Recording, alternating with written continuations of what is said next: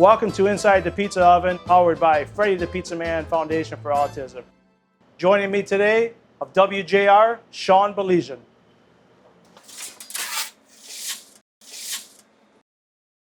This segment is brought to you by Les Stanford Cadillac Chevrolet in Dearborn, Michigan. Please visit lesstanford.com. Sean Baligian. Welcome, What's up, Sean. my friend? Good, it's a buddy. pleasure to see you. Good. Thanks for coming over, man. I Thank appreciate it. I want to point this out. What an added bonus. Not only do I get to hang with my friend, but he comes over and makes a beauty on the grill. So outstanding. How you doing, bud? It's fun. You know, I thought our show was unique, cooking pizza and talking sports and just talking life, and you're doing a barbecue show. Yeah, talking you know what? sports. It's just something, Freddie, honestly, when this started, and everybody deals with adversity in a different way, I've always tried to look at the bright side of things and tried to make positives out of things. And my buddy, it was originally my buddy Mike Ivesil, who I know you've had a chance to at least chat with.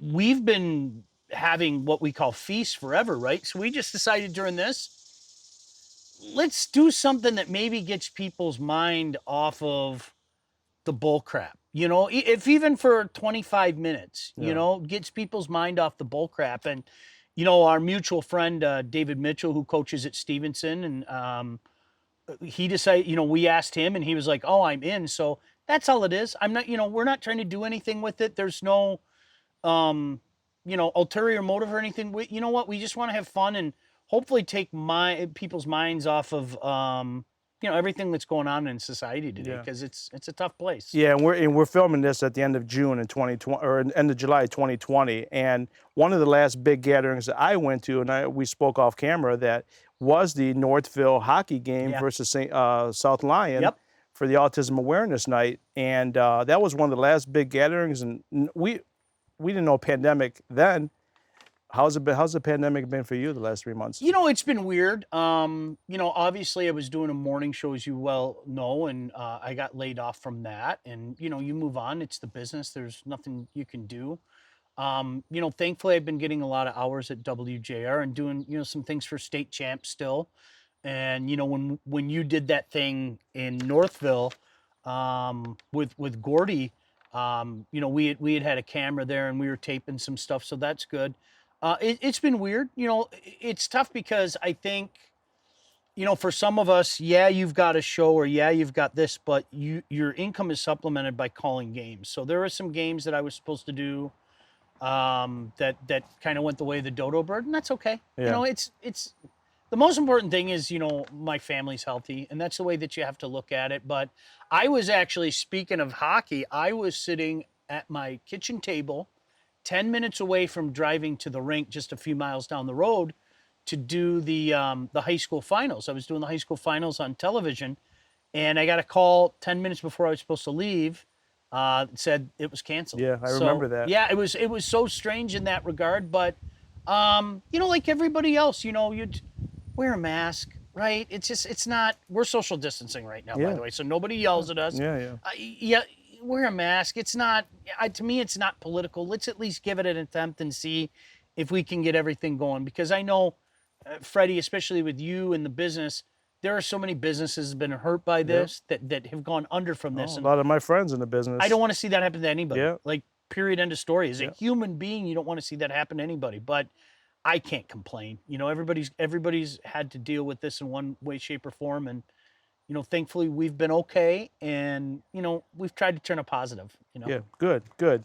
Now, you know, you brought up sports a couple times, and obviously I know your love for Detroit sports, but your love of hockey. Yeah. Now I always say you're the guru when it comes to hockey, and there might be another guy in Livonia, Art Regner, might say, wait a second, hold on a minute, but you did call an NHL game for the Carolina Hurricanes, so I give you that little bit of nod over Art Regner, but you guys are kind of, when it comes to hockey, you know what? It's a Livonia thing too. I mean, Livonia is a big hotbed for hockey. You know, I mean, produced a lot of really good players, and that's the crazy thing, Freddie, is, you know, there are pockets of it around here. You know, I know in your neck of the woods, like where your shop is located, you know, some of those downriver communities, Trenton, Woodhaven, Trenton is one of the biggest hot spots ever. I mean, they've got such a proud history and, you know, legendary coaches, and they got just one heck of a guy coaching now in Chad Clement. So there are pockets of it, you know, out Frazier, going out that way.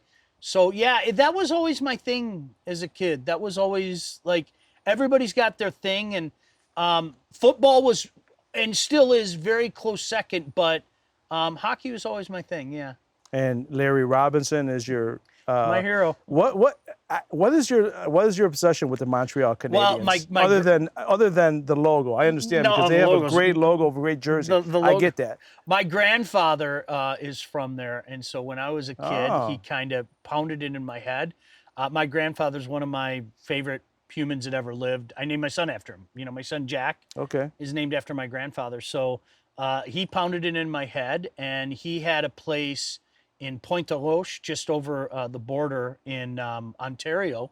And we used to go there, and to me, like Hockey Night in Canada, watching with my grandpa, those are some of the greatest moments of my life. Like, honestly, I mean, it's just, it was the best, you know? So that kind of borne that out. And I just thought Larry Robinson was a superhero, you know? And it was funny. I don't know if you've ever heard it. It's somewhere on YouTube. The guys, when I was working at the Fan, had Larry Robinson call and wish me a happy birthday one really? time on the air. I sound like a 5-year-old. Oh. I was like as giddy as a 5-year-old, so it was pretty cool. I gotta look that up for Yeah. sure. And you bring up the Fan. I want to talk to you about the Fan. Yeah. We're gonna touch on that. Have you ever been to a Montreal Canadiens game? Yeah, I had a chance many times. Gosh, I couldn't even tell you how many times. Yeah, I haven't been in a while. We were supposed to go, if they made it to the Stanley Cup Finals, we were supposed to go going back to 2014, and then their goalie, Carey Price, got hurt against the Rangers. And I mean, the series was over, but we had tickets, and I was going to take my son up there, and we were going to go to the Stanley Cup Finals back when they were good. It's an incredible city. It is. I've gone with my friends a bunch of times too, which is really cool. And so I had a chance to kind of show them and everything. So yeah, I mean, Detroit is home. I'm a Detroit guy. There's no doubt about it. I'll always be here. You know, I don't know if you were the same way. When I was a kid, I couldn't wait to get out of here. Honestly, I couldn't wait to get out of here. It was always California for me. Yeah, you know what? San Diego. It was Montreal, and then it got anywhere. Yeah. And then, you know what, you get to a point, and I don't know when it happened, you know, maybe it's when my kids were born. I don't want to go anywhere. Yeah. There's no job, there's nothing that you could entice me to. This is home. I love it here. And you know, the roots are deep now and everything. So yeah, it's pretty cool. Well, your roots are deep here, and plus your voice, you know, many years on TV and the radio, your voice, Sean Baligian, you know, people know Sean Baligian. Thank you. Now, Montreal is on my bucket list. I can tell you that. I want to go to Montreal. One of the coolest things I remember is, I'll be honest, I don't watch as much hockey as I used to in the 80s and 90s. Sure. Hockey used to be one of my favorite sports, but Gretzky, Lemieux, those guys, I don't see them today, you know, and I don't follow enough to know. But I remember when they honored, and I'm going to hack up the name, Bello for Montreal. Bello. I thought that was one of the neatest things. The man passed away. I didn't know who he was, but I knew he was great. The way, do you remember watching that? That was incredible. It was, I thought one of the most powerful pictures to me was, you know, here you have this superstar in Guy Lafleur. He was so moved by like the passing of his friend and former captain that when he walked up to where the casket is, he dropped to his knees. Like, I mean, just ultimate reverence. And this is a legend, you know, this is a Hall of Fame player and everything. So yeah, he was larger than life, and just an absolute gentleman. I mean, I met him, absolute gentleman. Just, he was one of those guys, and it's how, you know, everybody would love to be remembered. You just couldn't say anything negative about him. And I mean, I think you can't say anything better about a human being than that. So almost, if you take it to Detroit, somebody like, say, Ernie Harwell wasn't a player, but somebody 1,000%. Yeah, I think that's Al Kaline by all Kaline. accounts. Yeah, by all accounts. So it's the reverence there. It's something else. You know, that's pretty much all they got there too. Yeah. So it's something else. But yeah, you and the wife should go there sometime. It's a unique city. It's got quite the European flair. People are surprised. It's funny because my dad has a Lincoln Town Car sitting in a garage for 30 years, and it's only got 40,000 miles. He took it to Montreal. No one time. kidding. So he never took it anywhere. Yeah. But he drove it to Montreal. It's something. You know, better know a little French there too, because there are some portions of town where they They just don't speak English. Yeah. So they don't speak English. So before we get to WDFN, WDFN has been a hot topic the last month. Obviously, they're done with, but I want to talk Detroit sports. Now, it'd be easy to talk Detroit Lions with you. I'm 50 years old. I'm actually a few months older than you, so we know all the stories. We'll touch on the Lions a little bit, but I noticed you're wearing a Tigers hat. Yeah. And you and I talked to Little Tigers back in February when you were working the morning show. And I'm a big believer in El Vila. Okay. And there ain't many people that believe in El Vila. Now, I remember we had this conversation in February, and I said to you, Sean, obviously before the pandemic, sure. If the Tigers, can you at least give you've been critical of El Vila, and rightfully so. I mean, whoever has is rightfully so. But I said to you in February, how about in July or August? If some of the young kids start coming up and you start seeing a little promise, will you give him a little bit of slack? Well, it's funny, we're in July, just about August, and they just played their second game. Yeah. What about the news you've been reading about and hearing about these young kids? Even though they haven't played, does it seem a little different than the conversation we had in February? You know what? I'm a guy, and as a Lion fan, we've been jaded. Seeing is believing, and I think, like, you go back to the winter time, and so many. Hope springs eternal, and it was that type of thing. What I always remind people, and I still remind people, is take a look at so many of these quote unquote names of the future and see how they did last year. It's a big dose of hope. And I worry about Al in this regard. I don't like the signings he made when he could spend money. I don't like the trades he made, especially the return. And I don't know how much credit we give a guy for getting a couple of no-brainer picks. Now, let's look at the whole picture, though. Yeah. If some of those other guys that they pick come to fruition, we have to revisit that conversation. There's no doubt about it. But Al, to me, has been on the job, for what? 5 years. Almost 5 years now. Yeah. And it's like, okay, and unfortunately what happens, and I'm not pointing my finger at you, because I remember we had this conversation. People said, well, you have to remember what he took over. He didn't have a chance to spend. And I said, well, no, that's not true. He gave the money to Jordan Zimmerman. Yeah. He gave the money to Pelfrey. He gave the money to Lowe. He gave the money to Upton. So now, did we know that it would eventually become, a mandate where they had to pare down salary? No. So in fairness to him, I can't hold him to that, but just so far on the job, there isn't. I think people are working under more hope than what has actually happened. Yeah. Does that make sense? Yeah, and many people will tell you hope's not a strategy, right? So I love that quote. Yeah, the Jim Schwartz line. Yeah, that's just redeeming.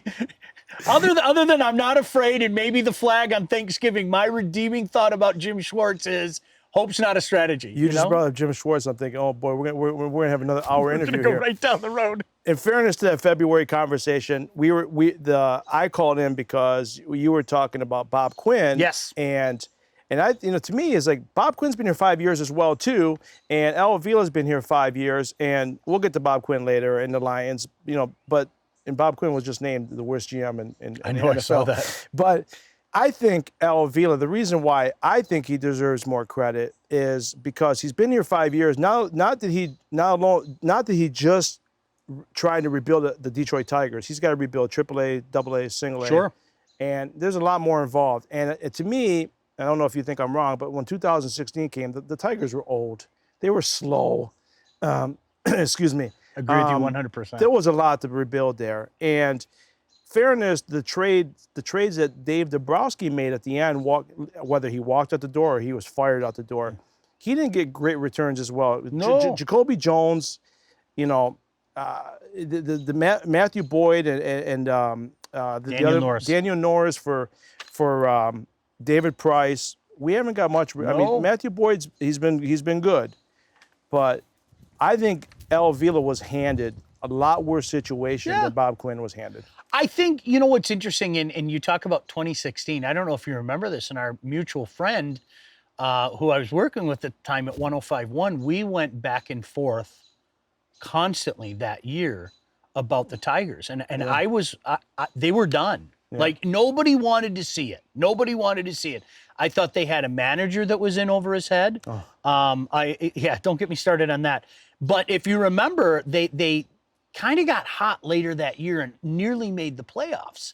And I remember having a conversation, and I said, A, they're not going to make the playoffs, and B, this is fool's gold. And I think we kind of found out, we can look back 4 years later and say that it was fool's gold. My concern is, I'm the type of person, and this is what, at the time I would talk about with Bob, give me something that you do to make me believe in you. I want to give you my heart. I want to give you my heart, but Al's signings haven't been good. The trades haven't been good.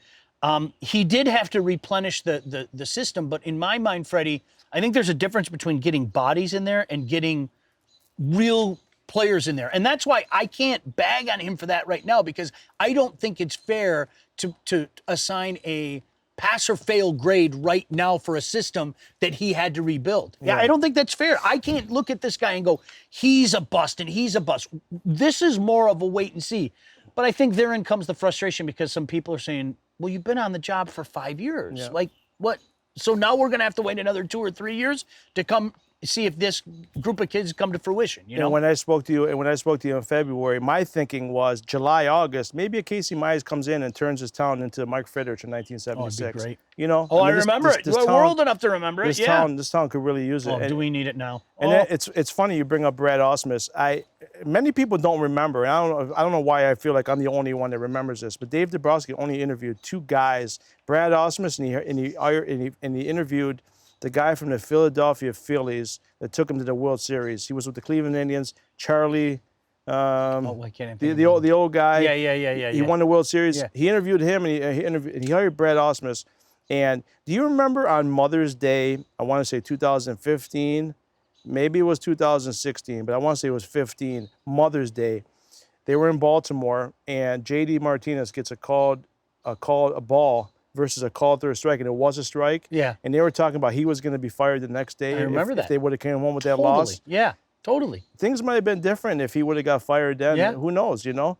It tailspin after that. People didn't, I go back to what we were talking about. People didn't want to admit it. People didn't want to, it was over.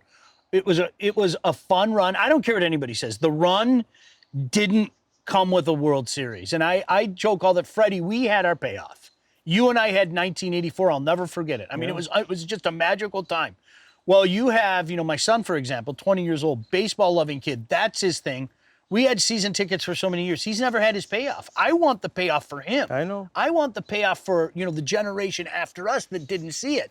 I don't care what anybody says. So many people have looked at it as a pass or fail proposition. The memories from 2006 to 2014 for me were awesome. Yeah. There were so many great memories. And yes, it stinks. There's no doubt about it that there were no championships in that, okay?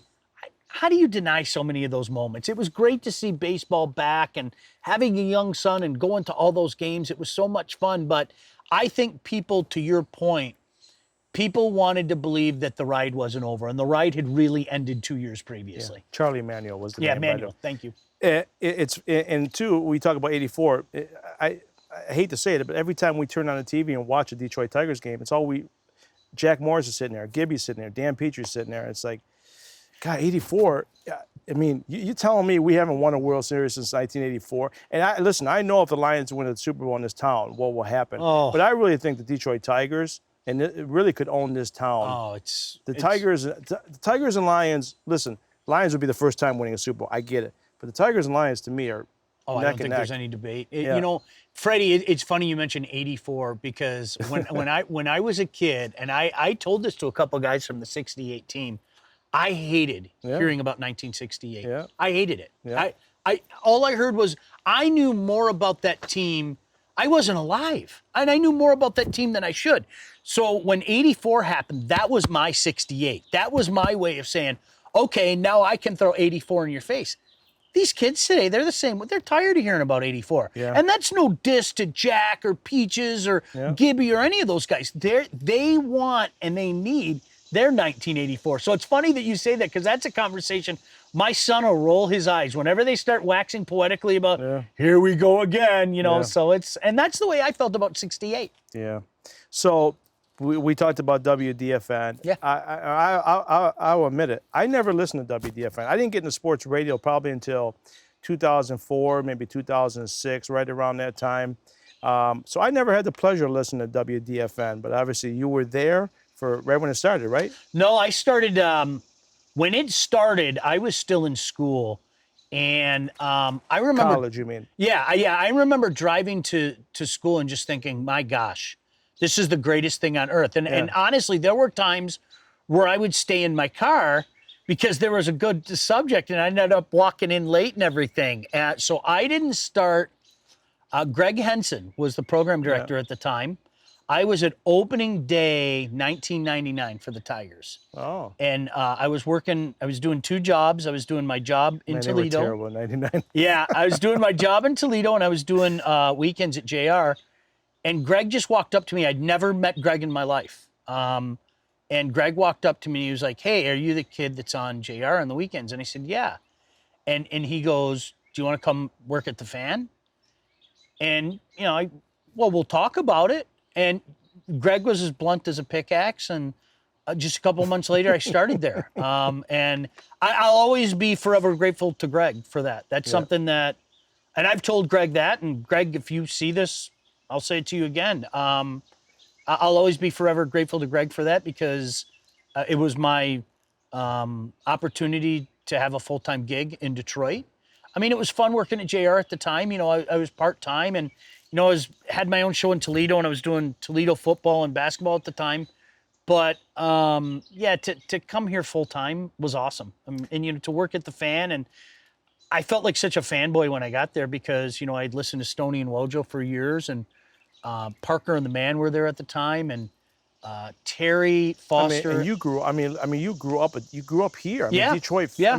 A Detroit Lions, Tigers, Pistons That's fan. exactly it. Just coming off the Bad Boys. The Pistons were really good. Fredi, honestly, I felt like a fanboy. I did. And I had to contain it when I was there, and I started doing a show with Eric Pate, and we did a show for a year, and then shortly thereafter, they decided to make a decision, and Brandon Tierney went on to a lot of success, BT, and I got the midday show, and I was there, 7 years. Really? That lineup, it's so, in so many ways, Fredi, that seems like 100 years ago, but it seems like 2 weeks ago, because, it was a long time where we were all together, and we had a lot of fun and a lot of success and everything, but all good things must come to an end. Yeah, that's what I was gonna take. Instead of going back to all the time, the great times there, what was your thoughts when it ended? I mean, Terry Foster I saw on Twitter, it actually ended 10 years ago. Yeah. Versus 3 weeks ago, whatever it was, as we're filming right now. What were your thoughts when it was just? Well, it kind of came down in waves. There was the, when 1270 decided to switch to FM, we begged our bosses. We begged them, please let us move to FM. What was that 97.1 before? Was it? Do you know? Was it a music station? It was more like it was kind of an FM talk thing, if I'm not mistaken. Like, wasn't it like Dominski and Doyle and stuff like that? I don't know. Yeah, it's so long ago now, but we begged them. And when I say we begged them, pretty much everybody at the station, we begged our management, and they basically said no. And we've had success against them. They've tried everything. We'll continue to have success. And we knew that we were dead. We knew it. And 2 years later, it eventually happened. It's funny because I'm, and if you want to say that I'm taking it personally, you can go right ahead. I think the people that say that it died in 2009, I adamantly disagree, because we had a run for 2 years after that where Killer and I worked together. Okay.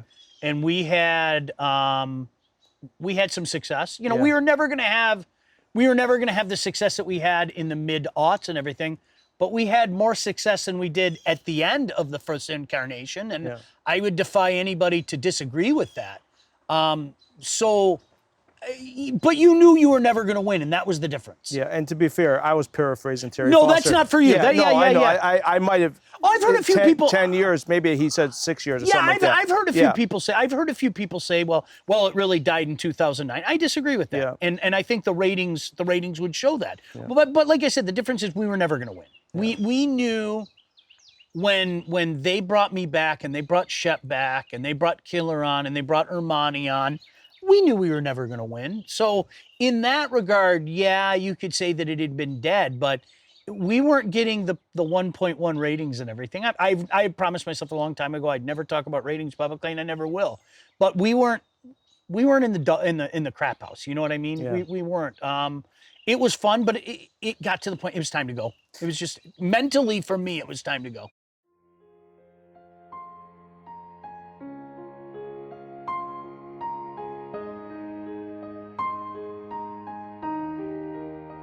If you or your family is touched by autism, learn more about Fredi's foundation at #PopTheTap at FrediThePizzaMan.com. That's FREDI, thepizzaman.com, or email FrediThePizzaMan@gmail.com.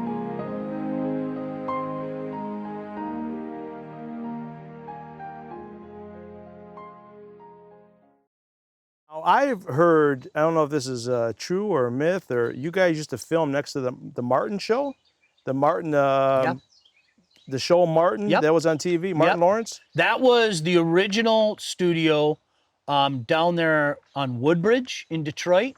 Yeah, they used to be a Woodbridge bar there. I used to go there. Yeah. And so we were Stayed back there right many off times. of what was it, Joseph Campo? I don't remember. Gosh, it's so many years ago. So we left there in '01. I was there for 2 years. It was a garage, and when I say it was a garage, people always it was a garage. So we left there. We went to Southfield for maybe a year and a half, and then we ended up at 12 and Halstead in Farmington Hills, and great times. The first Mita was there, and I have nothing but positive memories there. And I'm the type of person anyway. As you go on in life, I want to get rid of the negative. I tend to think of the positive things that happen, and we had a blast. It was great, and for a while I had what I would like to think was friendly competition with Valeni and Foster. They were in the middays and I was in the middays, so it was. Well, I had forgotten they were in the middays. Yeah. Wow. So we had a lot of fun back in the day, and so many really good broadcasters walked through the halls of the fans. So it was an honor to work there. It really was. Before I get to my next question, by the way, Mark, this is beautiful out here, isn't it? I think we should film out here more. Guys, come over here anytime. This is like really nice. You guys come over here anytime. Perfect weather. I mean, this is really nice. Thank you for welcoming us in. Yeah. So, Detroit Sports Radio. Now, you've been in it for 25 years. Now you have podcasts, you have YouTube, you have all this stuff. Where do you see the future of Detroit sports? I guess you would call it the terrestrial radio. Just turn on the dial in your car, and I mean, what's the future of that? In your opinion? You tell me if I sound like an old guy when I say this. I've heard so many people talk about terrestrial radio is dying, and I disagree 1,000%. I can't tell you how hard I disagree with that. And I'll start with sports. On a Monday morning, after the Lions go the Lions, where else are you going to go? I know. Everybody wants to turn on the radio. Yeah. Everybody wants to hear reaction. Everybody wants to vent. Everybody wants to sit at the water cooler. Michigan State. Where else are you going to go? Yep. If anything, for the fall alone, that tells me terrestrial radio is never going to die. Yeah. In this town, fans are passionate. What I found out is Red Wing fans were contingent and vocal. It was almost like during the heyday, wake me up when it's the second round. Piston fans were like that as well. Tiger fans certainly were dormant for a while, and then 2006 happened and everything changed. Football fans in this town are something different. So I hear people say it, and people who I respect. And the one thing that I would counter to them is you will never, ever, ever replace the void that would be left by having a place to vent and go crazy about the Lions in particular on a Monday. Yeah. And Michigan State football. For years we've been hoping that Michigan and Michigan State would be really good the same year. And more often than not in the past, it's been Michigan State that hasn't been able to keep the bargain, right? Yep.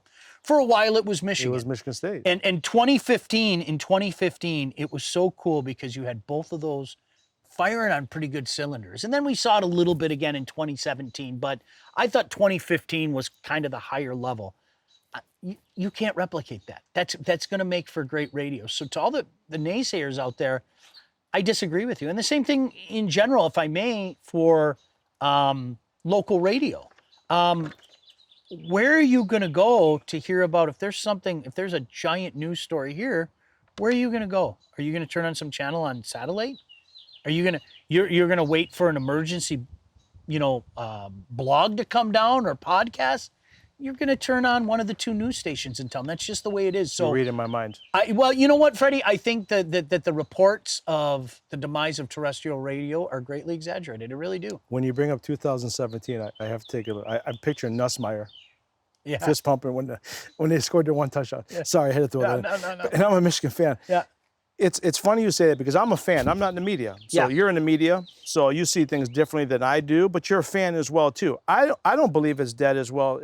I mean, I'm not going to lie. I listen to podcasts. I listen to streaming shows. I mean, sometimes it's not easy when you're listening to a streaming show. Your phone dies or your Bluetooth doesn't want to work. It's frustrating. You turn on the radio, boom, you're on. You got it. You know, whether it's in your car. I still have a radio in the house, but to me, if I had my choice to get in the car, I'd rather turn on the radio versus look for something on the phone and put it on my Bluetooth. What are one of the things that we wax poetically about in this town? We wax poetically about, and I'll use a day like today as an example. Fredi, if we went back in time, let's say 35 years, it's now 1985. On a day like today, you know what I'd be doing? I'd be playing in my backyard with my kids with Ernie Harwell on the radio. Yeah. That's what I did. And I don't think you can ever replicate or replace. And this is no slight to the fine work that Shep and Fox Sports Detroit does, but you have that radio on and Dan's your companion. I listened to Dan Dickerson yesterday. All the time. Love it. Dan is, Love it. What a voice on Dan Dickerson. He's wonderful. I mean, I've heard him call football. He's incredible, man. But he really is. You'll never, and that's the only thing that I would say to anybody that feels that way. And like I said, I'm not trying to say that anybody's wrong. I don't know the answer to it. But my challenge would be, especially to people that work in the sports media, okay, you have lived off of the Lions blubber for X amount of years, depending on who it is. How do you replicate that? How do you replicate a Monday in the fall after the Lions went Lions? You can't make now. If you want to make the argument for interview, exactly. If you want to, Fredi, if you want to make the argument, well, that's a more seasonal thing. Okay, I'll hear it, but there's still a necessity there. There's still a vast need for that, and not to bring up trouble with the snap. You could have done 4 straight days of You could have done 4 straight days of radio on that. Where else are you going to go have that conversation? Yeah. You're not going to have that conversation elsewhere. So it's fun. And I've been fortunate, Fredi. I did an article for the Detroit News back in the day for MLive. I've done TV. I've called games on TV. There's something about radio. I can't put my finger on it. Yeah. I like radio. I do. So. It's funny. Mark will laugh. You'll laugh because we're all the same age. Mark's just a little bit older, but I have 3 kids under 10, and I show them a picture, obviously not me, but I show them a picture. We used to walk down the street with a radio in our hand that was this big, and it had 2 cassette tapes. Yep. I said, you're walking around they don't walk around with a phone, but we walk around with a phone now with earbuds. Yeah. I walked around with a radio this big. Yeah. And I would listen to Beastie Boys walking down, holding that. I'm like, by the time you got to the end of the block, you had enough. Hey, can you carry this? You tell your buddy to carry it. So that was our Bluetooth back in the day, right? Oh, it's great. So those were fun times. Couple more questions, and I have a little bit of rapid fire for you.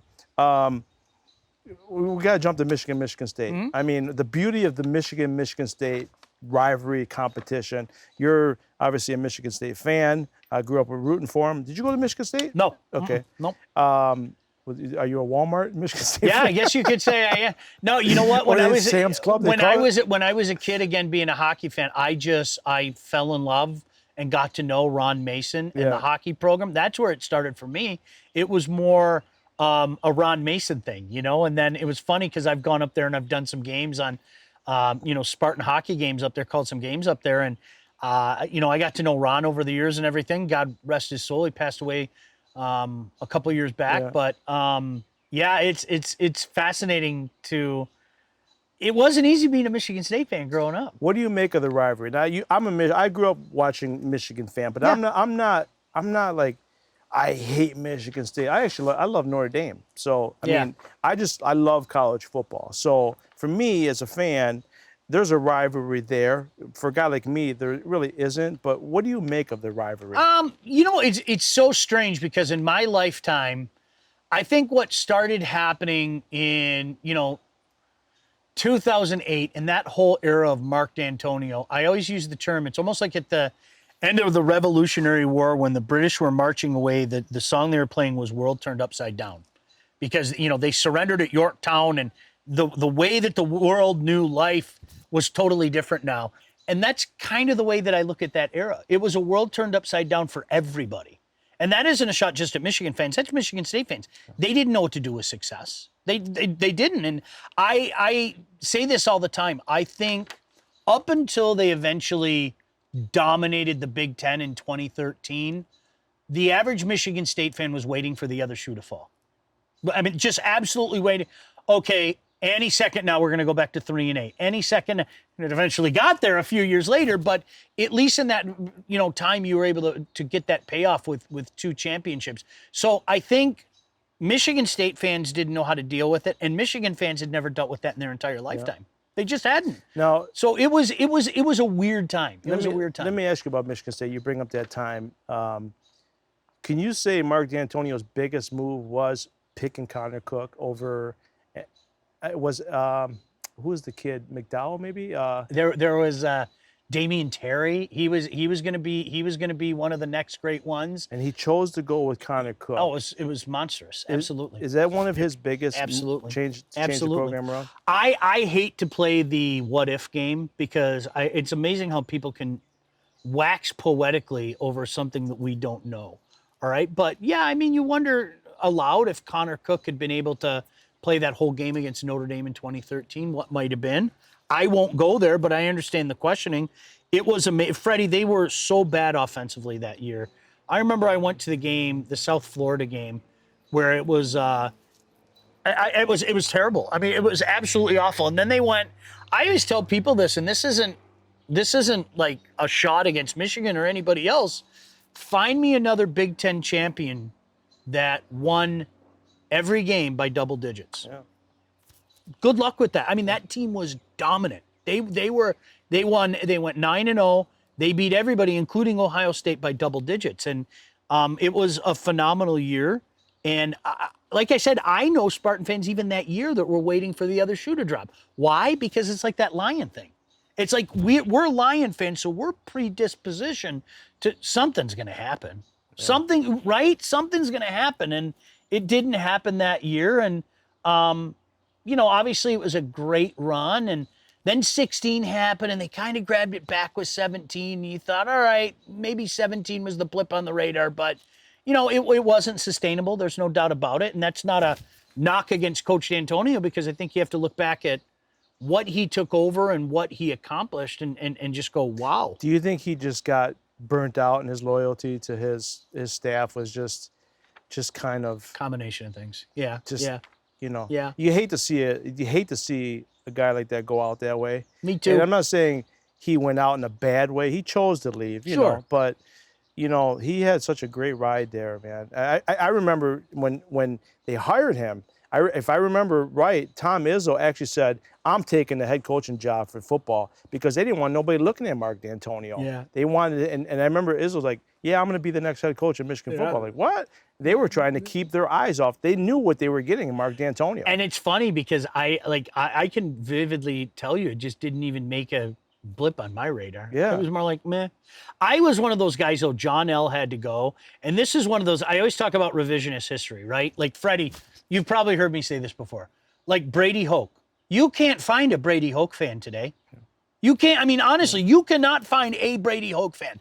Everybody and their brother know watching this, and everybody loved Brady Hoke. Brady Hoke came home. He was going to he gets Michigan, but you can't when you ask fans. The same thing can be said about John L. Smith. I think one of Brady Hoke's biggest mistakes was his press conference is saying, Ohio, kept repeating Ohio. You just, I get it. I really do. Yeah. But just say Ohio State. Yeah. You're putting yourself. No, it was just a silly time. And yeah. John L. Smith was the same way. I mean, there were people in the business that were just like, oh, you're so wrong about John L. Smith. And I'm like, are you watching this? But I will say, as being 50 years old, I remember when Earl Bruce could not beat Michigan. Yeah. He was canned. Yeah. So it's kind of weird to see what's going on now because they cannot beat Ohio State. Not only can they not beat Ohio State, they're getting run over. Yeah. So I always say, and I'm not saying this for your benefit, I've said this on the radio 1,000 times, Michigan football was the measuring stick for consistency from 1969 till 2007. Yeah. When you're talking about Appalachian your States, down year, down year is 6-6. Yeah. Where you lost by a touchdown to the eventual number 1 team, BYU.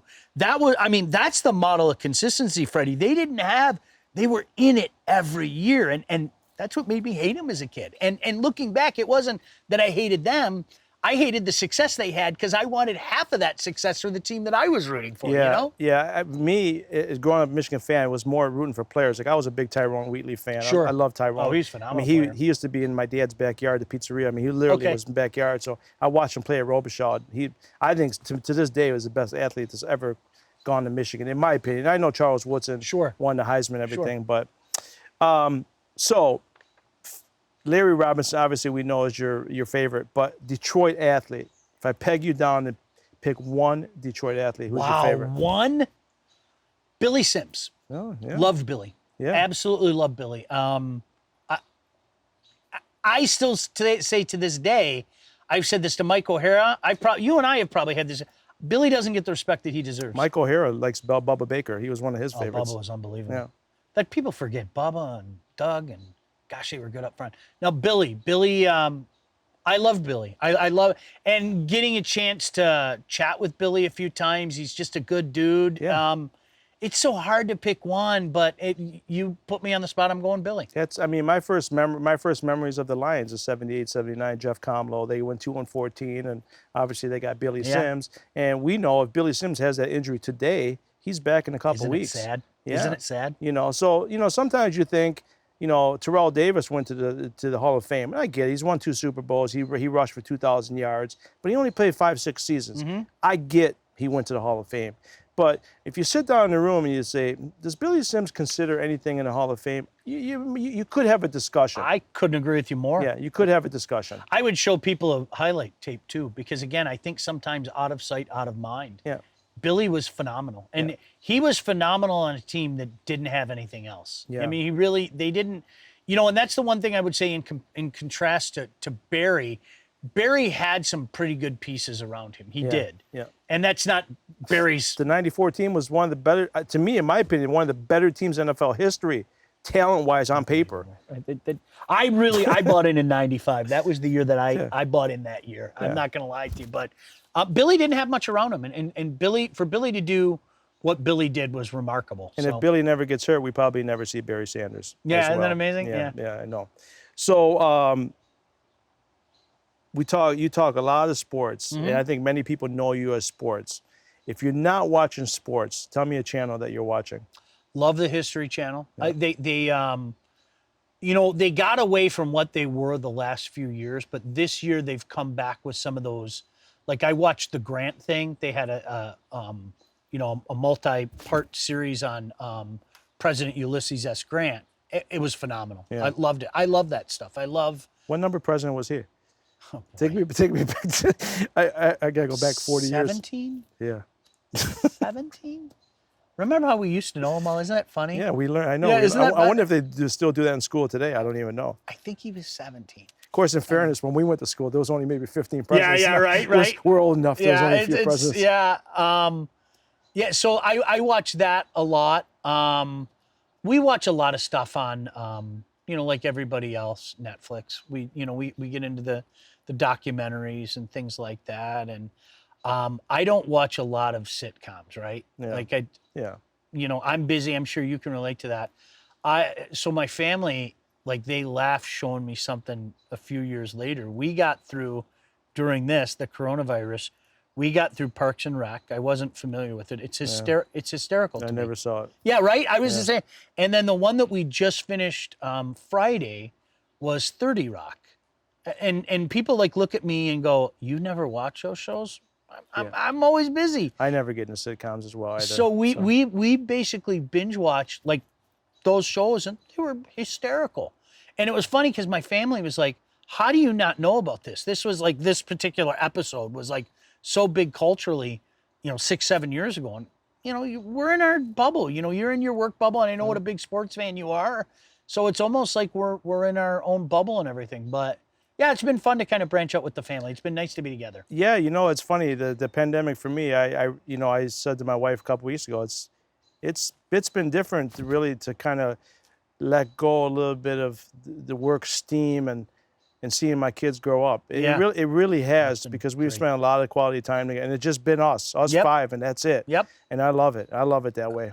And I watch a lot of DIY, by the way. I love DIY. Yeah? Yeah, a lot of DIY. So, music. I mean, what's your taste in music? I am so eclectic. I'll listen to everything. Yeah. It depends on what you catch me on. I can listen to the Beatles every day. I can put the Beatles on every single day.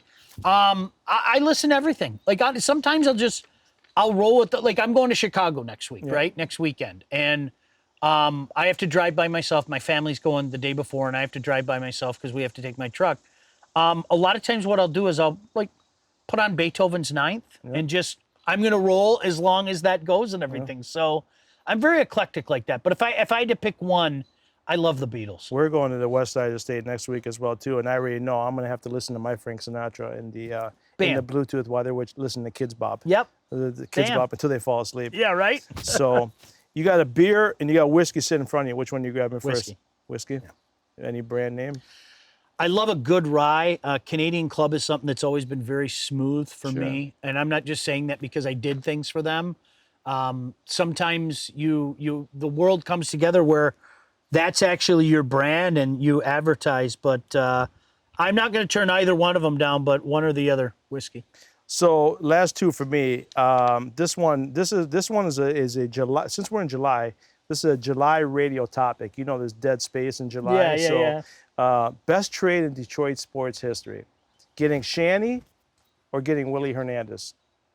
Now, if you have a different one, but I know those two were really big, and I know what Shanny brought.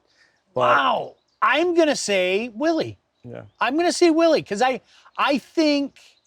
Boy, McCarty's gonna punch me for saying that, but I'm gonna say Willie because I think the Red Wings had enough to still win. Shanny was badass. He was totally badass. Yeah. But I think the Red Wings had enough to still win.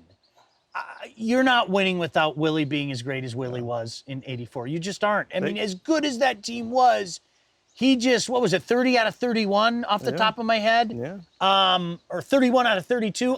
Plus, he pitched like 119 innings. Yeah, and I think what makes it crazy is nobody saw Willie Hernandez becoming Willie Hernandez MVP Cy Young. We all knew that Brendan Shanahan was a stud, but I think that's what makes that crazy is nobody saw Willie Hernandez doing that. So I think you have to give that extra spice to that. Sparky saw it. I saw it somewhere in an late interview. Sparky saw Willie Hernandez pitching in setup relief for the Philadelphia Phillies at the time. He thought this could be my closer, and so Sparky saw it. Yeah, so, isn't that amazing? He was traded for Glenn? I didn't look it up. Glenn Wilson and maybe Walkenfuss or. Yeah, I don't even remember. I know Glenn Wilson. Wilson was part of it. Yeah. Maybe Steve Kemp, but whatever it was. Yeah. If you're a commissioner in one sport, you can pick the sport. What's the one change you would make? All right, I'm going to say it. The National Hockey League, and get rid of that gosh darn shootout. It drives me out of my mind. It's a gimmick. Yeah, many people that love the NHL do not love the shootout. You know what's happened, Fredi? 13 years ago, most people liked it. Most people liked it. And I think they've gotten tired of it. And to me, that's the epitome of the definition of a gimmick. And I think it makes, to non-hockey fans, it makes the NHL look really silly. I really do. See, to me, and because hockey, fair or unfair, they're number 4 in the pecking order. Yeah, okay? absolutely it is. So maybe the shootout was brought in to bring in the fans that do not watch hockey and say, oh, you know what, the shootout's kind of cool. And, you know, that may have been part of the reasoning, but just most people I talk to think it's a gimmick. You know, like, wow, can you imagine, you know, ending a football game in a field goal contest? Could you imagine ending a basketball game in a 3-point contest? Can you imagine a home run derby deciding a tie game? Yeah. You know, and that's kind of the gimmicky flavor for it. It's run its course. Get rid of it. Just get rid of it. Yeah. So the Tigers won yesterday. What do you think? You know what? Because it was death and doom on I know, it's so Friday funny, night on isn't it? Twitter. Well, you know what? I think, in my opinion, I think that people are doing the same thing with the Tigers right now that they did with the Red Wings. And I can't blame fans for hope and optimism. They're not going to win a lot of games this year. Yeah. It's not about this year. I think anybody, whether you think they're heading in the right direction or not, to me is inconsequential. You want to see the players progress, like you were talking about earlier. You're not going to see a lot of wins and losses with what they have right now. You're just not. You know, they look at the lineup, for goodness sake. You know, I've heard people say 10 wins and things like that. I don't think it's going to be that bad. But are they going to be under 500? I'd be drop dead shocked if they weren't well below 500. But I don't buy into 10 and 50 or anything like that, though. The people talking that way. What are you cooking on your next show on Sean on Sports? You know what? Thank you for asking. We're going to do a tomahawk steak, a big tomahawk steak, and Mike and I. What is a tomahawk steak? It is, think of a tomahawk, right? And it is just a giant. I'll even show you when we come inside. It's just a giant steak on the bone like that, and it's something that you have to cook that differently. Our mutual friend Dave, you know, was kind enough to give us a tomahawk steak, so we're going to tackle it and try that. I've never done one, which is pretty cool. I've done, I guess, the variation for it for pork, but I've never done one for steak. And then we're going to do short ribs, and short ribs there's a fine line between, if you cross that line, you ruin them. You know what I mean? And to me, that's half the fun of cooking is, you know, and you're going to make mistakes. You know better than anybody. But boy, when you get it right, there's just that joy and that smile that comes across your face, you know? Thank you, Sean. My Thank you pleasure. so It's much, a pleasure man. to see you, Thank you buddy. for inviting us in. Okay? Now, anytime. You come here anytime. Thank you. Go check out Fredi, please. My goodness gracious.